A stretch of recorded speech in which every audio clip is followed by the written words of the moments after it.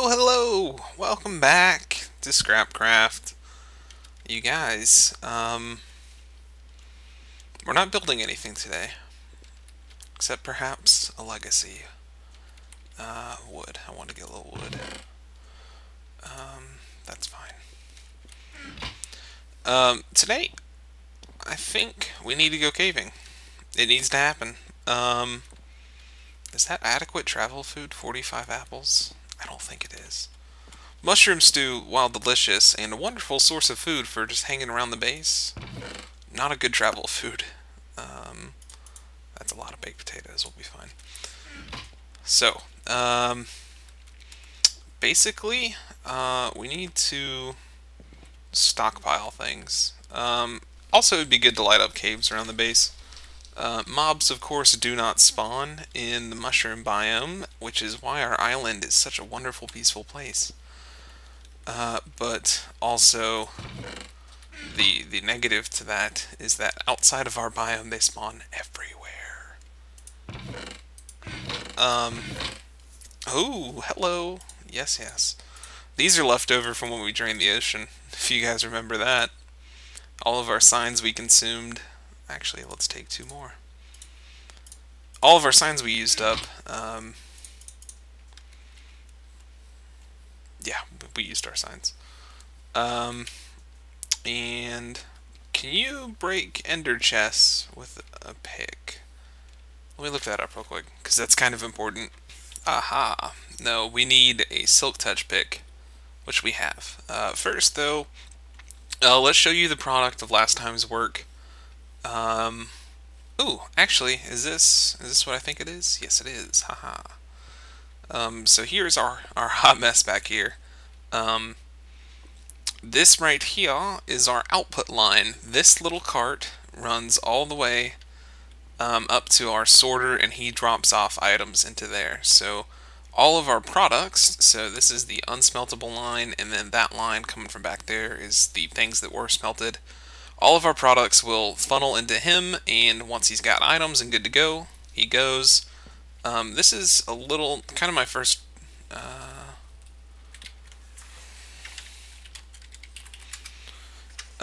this is kind of my first draft of a smart loader. It's pretty simple, actually. It's just, I don't know, I probably could have done it with repeaters only, but I used a piston. So as long, it only, right now he's waiting here.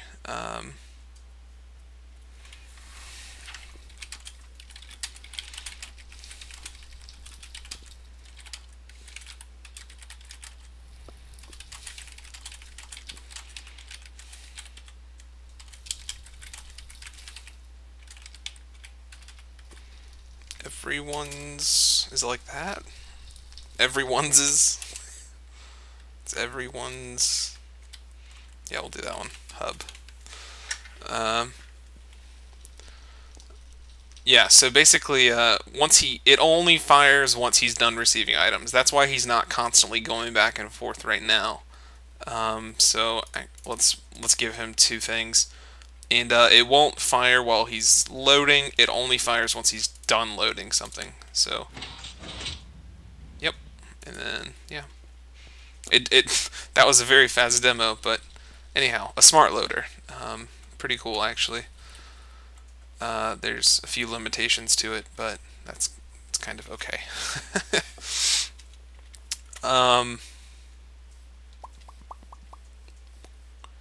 Yeah, so here, oh, he just came back. Did you hear him? Here's what the inside I got to look like. Yeah, isn't this pretty cool? I said I wanted to build like a crucible kind of deal, so I did. And it turned out pretty cool. Do I have a block? Yeah, I do. If you look from right here, it kind of looks like that, the giant sand lion thing from Aladdin. It's got glowing eyes and stuff like that. I didn't mean for it to be like that, but it's pretty cool. And we've got switches, so as long as this is engaged, the light is on. This means all our incoming cobble gets smelted. If we flip it the other way, cobble will not be sent to smelters. That pertains to mining, mostly. And then this, it'll if we turn it off and things get smelted, they will be left in here for you to take out and get XP. So if you want to like cook food and stuff like that, or if you don't have that much things to smelt, you would use that. Pretty cool, right? Pretty cool. Oh, but this light on the floor, it's actually an indicator, and if it's on, it means things are not good, and it is on. This tells us if our coal reserve is full or not, and right now it is not. So we need to go caving, and we need to get some coal. Now, that's where we're going today. I don't think, and I would have to look, but I don't think I've ever done a caving episode, ever, on ScrapCraft or otherwise. Ow. So, that's pretty cool, I guess.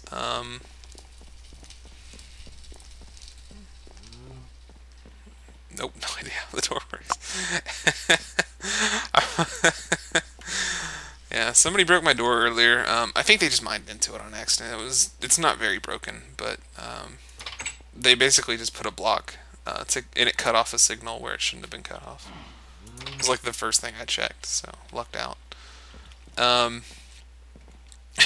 Everyone's always like, yeah, I'm gonna figure out your first door, and I'm always like, okay, good luck, and they never do.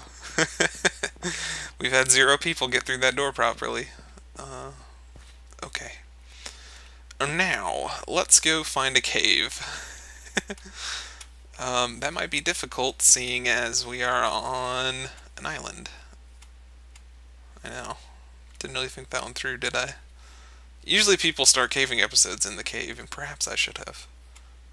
I know at least there's one over here. And I've explored a few of the caves on the island. Oh, I should totally mine that coal, but I don't want to leave a hole there. Preserve the natural habitat. Yeah, like, see, I've been through caves. Ooh, that's my coal. I've been through a few of the caves around here. Mostly, like, if I'm digging something out and I hit a cave, I need to find a way back up. And that's usually what happened. Very good. And we're still in the mushroom biome, so we don't have to light up caves. But it's good practice, you know. Okay, so we're just below the surface, apparently.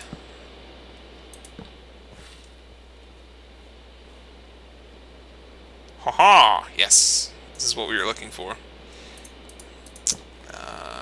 Okay. Perhaps we can get down from over here. Perhaps. Perhaps.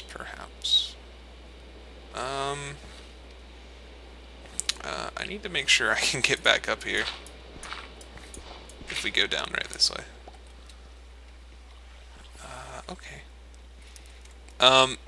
So you guys, summer vacation for a lot of young students is fast approaching. I will not be having a joy-filled summer. I have taking summer classes in the hopes of graduating early. But that's okay. A lot of youngins, they got summer vacation coming up, you know. And that sounds awesome. I wish I could take part in that. But I would like to tell you guys how I spent my summers as a young panda. Not the entire summers, but as a kid, I often went to summer camp. And I'm sorry if I have a lot of stories from summer camp because I went for basically all my childhood. So these stories I might ramble on today, and I might have to break caving up into 2 episodes, and save it for a rainy day, you know. So if I ever just cut off, I'm sorry. Nice knowing you. But I do have a lot to talk about, I guess. So I went to a summer camp in Rome, Georgia. It was on the College of Berry College campus. It was on the college. No, it was on the campus of Berry College in Rome, Georgia. And Berry, it's a private college for one, but the land was donated to found the university by Miss Martha Berry. Trivia: you didn't know I'd be a tour guide, did you? And it's physically the largest college campus in the world, despite being a very small school. There's oh, hello. The campus occupies a very well, the actual like college campus is very small, but there's a lot of wilderness to the college that they own. Um, and part of that wilderness is what's called the mountain campus. Oh yes. And it resides on the base and part of Lavender Mountain. The mountain is not lavender, nor is it made of lavender. That's just what it's called. And that is where our stories will be taking place. Man, we really worked our way back up, didn't we? So that, I believe, is ocean. And, of course, it's raining on the server. When is it not?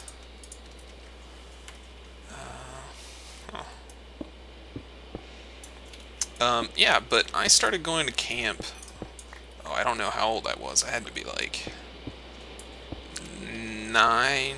No, younger than that. I had to be like 8 or something like that. A youngin'.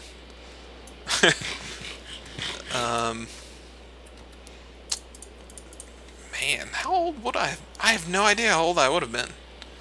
But I think I went to camp for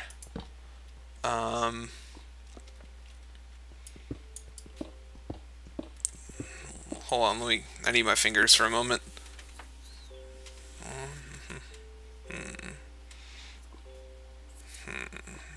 8, 9 years in a row.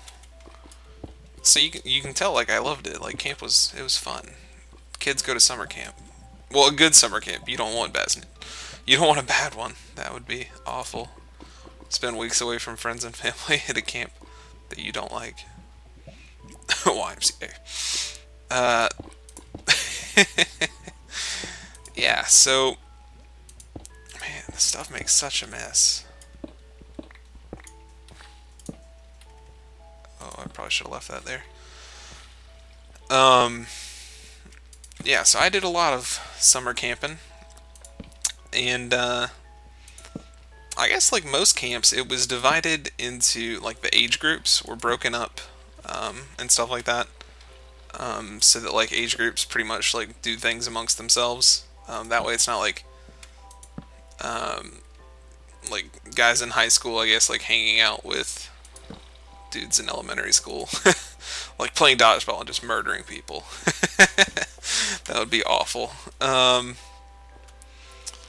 Yeah, so they're broken up amongst age groups, and the camp, like most camps I assume, are themed. Like there's a theme to the camp. And ours was Indian tribes, like Native Americans.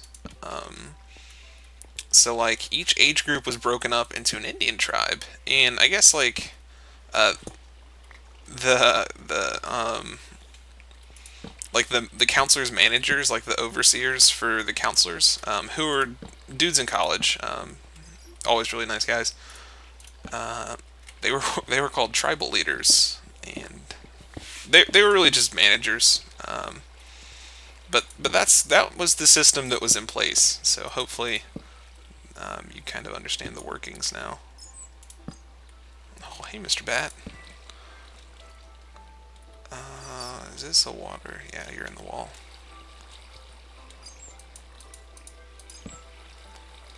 Okay. So my very first year of camp, I was a young Apache. Yep, Apache. It's not the youngest age group, but it's the second to youngest. The youngest are the Mohawks. And the Mohawks, like, they only stay for a week at a time. Camp is usually in sessions of 2 weeks. So, like, one session of camp is 2 weeks. There's 4 sessions in a summer. I know, riveting stuff. A young Apache, and it was my first year at camp. It was very cool. My parents are very glad to be rid of me for a few weeks in the summer. When I would otherwise be causing mayhem. Anyhow, Yeah, so I guess I should probably describe the landscape. I told you that the mountain campus is where the actual camp is, and we stayed in like cabins and stuff, and each tribe has like an area that their cabins are in. And cabins hold like, I want to say 12 campers and 2 counselors. So like um, a unit of like of kids and counselors would be 6 campers, 1 counselor, and that's called cabin. So it'd be like cabin 1. There's a counselor and the campers, and cabins like 1 and 2 would physically reside in a cabin together. And I think I was in Apache 7 and 8. I don't remember. I have awful childhood memory, despite my storytelling, which sounds very detailed. Recall things like I'm on trial. No. Ooh, hello. We're out for coal, but iron does not hurt, ever. Apache 7 and 8. And, yeah, so the mountain campus, the part we were on, there is in the middle of the thing. Well, actually, let's start with the drive up. You drive up to the. I want that iron. You drive up to the campus, the mountain campus, on this very long road. I think it's like 3-4 miles. It's perfectly straight, just cutting through the forest. And it's called Stretch Road, with good reasons, because it's very long and very straight. You can lose your mind driving down it. Ooh, iron, or coal. And like as a kid, like first year at camp, you're like, how will I escape? This road is so long. Kind of an interesting psychological effect. But like, no, I enjoyed camp. And oh man, this dang water! I need to block it off. Okay, that's all the coal. Yeah, let's go block this off. So you go up this road, and then I'm going to try to avoid saying the camp's name in case like I accidentally like, get them in trouble or something like that, or get myself in trouble somehow. Hopefully you understand. I have nothing but good memories of the camp, and they're very nice people, but I don't want to misspeak and get in trouble. So we will call it Camp. Yep. And so at the end of Stretch Road, you pull up to the center. And that's like where you register your medications and stuff like that. You check in basically, and they have like cookies and lemonade, and so it's very nice. It's for like your parents to basically hand you off to people. But later on, like there's activities and stuff, because there's like a gym and stuff like that that's part of the center. And around it are like a bunch of soccer and football fields, and there's like a teepee in front for closing ceremony, Indian themed, remember. Ooh, yes, I did want to get down to this part. Free wood, free rails, and coal. What more could a man want? So that's there. If you walk around back of the center, there is some tennis courts. Oh man, that was cool. Well, I mean, not particularly, but falling sand or gravel. Wow, this is a lot of gravel. There's tennis courts, and to the right of the tennis courts, there's a path that goes up to the cabin areas. And we walked this path quite a good deals. Good deals. A lot, actually. Frequently. We frequented this path. And, so you take the path to the cabins. It's a footpath. Your parents would drop you off, like, in a car and stuff like that at your cabin so you could put your stuff away. But, you know, during camp, you would walk. You did a lot of walking at camp. And you take the footpath, and it goes to this big field that we called, brace yourself, Pine Lodge Field.